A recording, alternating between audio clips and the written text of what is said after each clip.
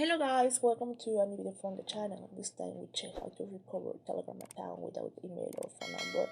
So let's start. So first let's go to Google Chrome or whatever browser you use, and then right the next thing is Telegram support. Then you have to go to Telegram support, the first option, so just click there, and then you just have to write your problem. In this case, well, you will write the description of that you can log in or something like that, so just write it. Okay, so let's do it.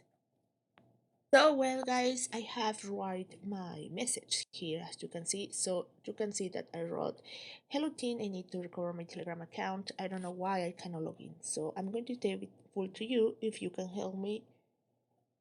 These are my last information about my account, and well, I write phone, email, and location. So you can write your phone number that you put on your account and your email and your location that was login.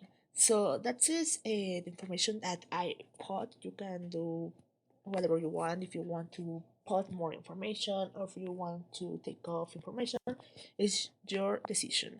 So next you have to write your email address. Okay, you can write it and just your phone number. Okay, you can put your phone number if you want and then just submit. So then the support on Telegram will contact you for solving the problem or help you to solve the problem. So that's the way to do it. And well, you don't need to share a new phone, only the phone that you registered there.